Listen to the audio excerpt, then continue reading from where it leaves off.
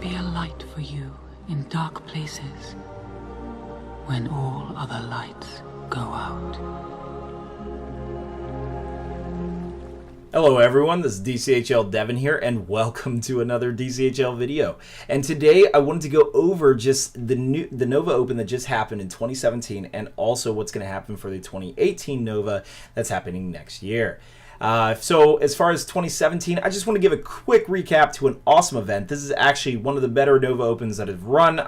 Mostly, I guess, after practicing it a couple times, I've actually gotten a little better at it, I guess, each time, always working to improve. We had 7 new tables, including our Paths of the Dead board and our Rune table, if you guys don't know about that, the Easterlings, and of course the Iron Hills, and 4 other tables, and off the top of my head, I'm actually having a hard time naming them off. But we will continue the tradition of adding 7 new tables every single year. As of already right now, we have Lothlorien and we have Rivendell and Angmar already planned, and of course we're going to be adding more. So as far as the event that just happened, though, Adam Troke joined us, had a seminar where he spent about 2 hours actually talking to us about everything that's going to happen in the future. So that's really exciting for us Americans. This is the first time we've actually had a Lord of the Rings seminar in many, many years in America. And so that was great to hear from him. We also had the Nova Open trophies and support, and of course we just combine those with the trophies I traditionally do. So that was actually won by Matt Iverson. Matt Iverson is actually he was first place. Matt Iverson, he's a constant frequent attender of actually British tournaments as well. So actually many people on this video might actually know him. He won with an Iron Hills force with a Twirly Whirly actually in Dane. Then we had Benedict Baklinski. He's actually one of the OSBGL's best players, frequently winning their league quite a bit. And he actually had an Arnor mix with a little bit of Rivendell, I want to say. Actually, he had the twins.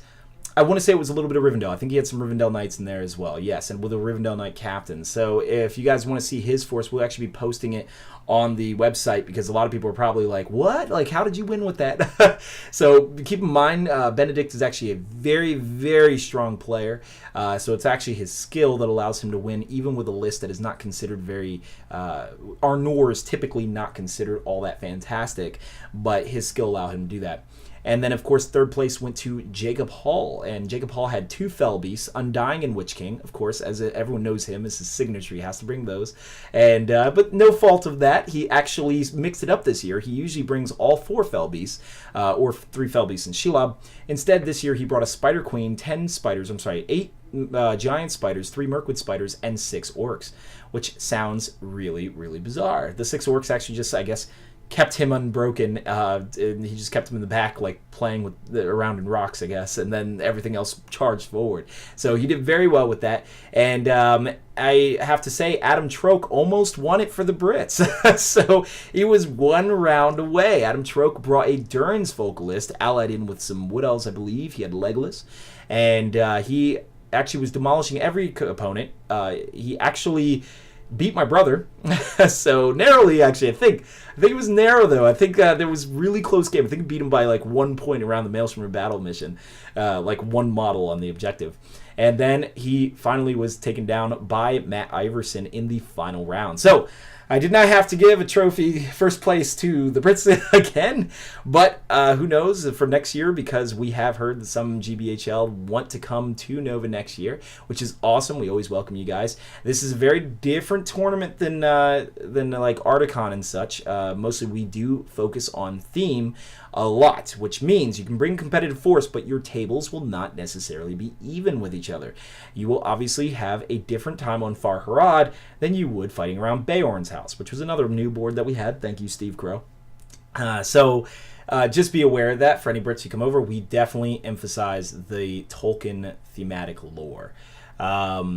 Otherwise, for new players who want to come over and everything like that, for this year, I guess as a final recap, we had We had a seminar actually hosted by Dave Nolan, Sam Jeffrey, and Dan Entwistle, all very good players in the GBHL ranks, and we will be doing the same coming next year. Actually, next year I intend to do it slightly different. So this year it was more of a question and answer, kind of sit down. Next year, I think what I'm going to do is a live bat rep, which means we will be inviting 2 champion players from the GBHL, very solid players once again. Don't know who that is. In fact, the people who I'm selecting don't even know who they are. And of course, I'll ask first if they're available, but hopefully they say yes. And then we come down, they come down, and they're going to play a game. We'll allot 2 hours for maybe around a 600-point game. And the reason why 600 points is because you get to ask them questions in the middle of their game. All right, we'll have parts of the game where you can like stop them, which is like at the end of the move phase or at the end of the shoot phase, where you can ask them why did they do that, why did they make that choice, and they will have a live bat rep where they answer your questions and they will play competitively to beat each other. So I'll give more details on exactly how that'll work. Of course, we have to streamline the idea and everything like that, but that is essentially what I'm working toward. So more British players will be coming next year, which is going to be awesome. And of course, we always hope more Canadian players come as well. We love you guys. And actually, we had a guest appearance from the West Coast Hobbits. And as Mr. Troke has declared him one of Canadians' finest. So thank you, Jin, for coming to Nova. You guys were awesome. Charles and Mitch and oh my goodness, I know there were like 5 of you. I'm not trying to name you off the top of my head. I apologize off the cuff. But I appreciate all of you guys coming in. Of course, the OSBGL guys, the commissioner of that is Benedict Baklinski. He actually brought quite a crew, actually, I think 5 from his area, and then the OHA, the Ontario Hobbit Adventures, led by, actually, I think that's like a group effort by Evan Woodruff, Jamie Smith, and George. Forgive me your last name, but you didn't come to Nova. It was actually Jamie and Evan who did as a team pair, and they were awesome. So all of you guys loved having the Canadians over. You guys are welcome anytime. So, and of course, all the Americans from across America. We might as well be like 50 countries, basically, in our states.